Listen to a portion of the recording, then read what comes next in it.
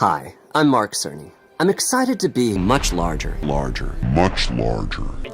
That's disgusting! Sony's worst-kept secret, the PS5 Pro, has finally been officially announced. Mark Cerny delivered the news with his AI-sounding buttery voice. Hi, I'm Mark Cerny. I'm excited to be here to talk about the newest addition to our console lineup, PlayStation 5 Pro, and how it advances gaming technology. And you might want to hold a hand over your sphincters, guys, because this weighs in at a whopping $699.99. That's an astronomical amount of money for a console, there's no doubt about that. And it's even more expensive in Europe for absolutely no reason. Sony didn't offer us any regional pricing over here in the UK and Europe. It's still £699.99. And if you equate that to how much it would be in dollars, that's about $911. So yeah, thanks for that, Sony. And what do we get for having to sell our spare kidneys on the black market to afford this beast? Of course, a pretty tasty new GPU, as you'd rightly expect, offering about a 50% raw power increase from the base PS5. It's got a nice 2TB SSD, which is a nice upgrade from the 825GB one found in the base model. More space is of course always better than less space, especially given the size of modern AAA games these days, and their obscene update sizes.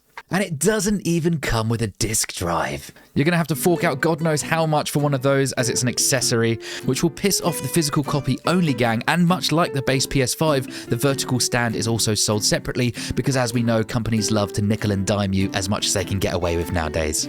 And then Sony invite you to check out the difference in quality with a compressed YouTube side-by-side comparison video, which is obviously a complete waste of time.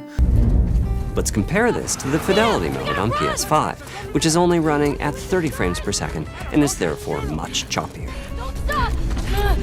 But essentially, Mr. Cerny is saying that the choice between fidelity and performance mode is something that they'd like to do away with and sort of combine the two, so you get the crispy resolutions with the blisteringly fast frame rates. However, as this presentation started by saying developers' dreams are outgrowing 60 FPS, Mr. Cerny then goes on to say that the PS5 Pro will basically be able to hit that 60 FPS benchmark throughout all its games, as like a bare minimum. And we're still talking about 60 FPS like it's the holy grail. There is absolutely no way we should still even be talking about 30 FPS modes in 2024. Their promise, and remember the box of the base PS5 touting its 4K and up to 120Hz gaming. 8K ready? Remember that joke? It's funny how they since removed that ridiculous and misleading tag from the box, because it's definitely a false advertising lawsuit just waiting to happen. And you'd expect a nice little lineup of games that this new console will be boasting its newly found performance upgrades with, right? Well, wrong again. Because this presentation only showed us some older games that have been boosted to 60 FPS with only some slightly noticeable resolution gains. Of course, it's hard to tell from a compressed YouTube video, but I really don't think that what they've shown here really moves the needle enough to warrant that $700 price tag. At this point, Sony are targeting connoisseurs, actual ponies, or the hardcore gamers. But with the price point of 700 schmeckles, you're far better off saving a few hundred more and just buying a PC. Because if you're really looking for those high resolution and frame rates, then it sounds like you've outgrown the gateway drug of the console market and you're ready for your next hit, and the PC master race just has what you crave.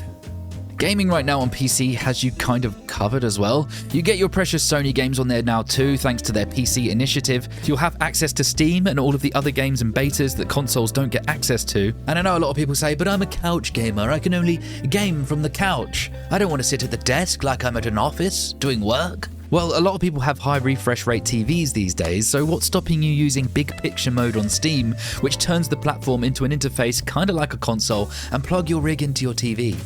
And I know this really sounds like I'm trying to sell you a computer here, but it's just some friendly advice. I even took the liberty of mocking up a selection of parts you can get for around $1,400, which will get you a machine that will outperform this PS5 Pro. Plus, it's also a PC. You can study on it, you can create content if you're that way inclined, or you can do whatever. It's a PC. Sky's the limit. And I'm not affiliated with any of the links that I provide for you here, so don't think I'm trying to profit off you or anything, other than the ad revenue for clicking on this video, but I think that's fair enough. But yeah, I think we should all just take Sony's penises out of our mouths and just accept that this $700 price tag is absolutely ridiculous for a console. Of course, utterly ridiculous for everyone who isn't like a, insane collector, rich and just don't care, or blindly loyal to your favorite brand. Anyway, that's what I think about this PS5 Pro reveal, guys. How are you feeling about it? Are we bricked up or are we flaccid? Let me know in the comments. As always, guys, please like the video, share it about if you feel like it, subscribe if you're new, and I'll see ya when I'm looking at ya. Much larger.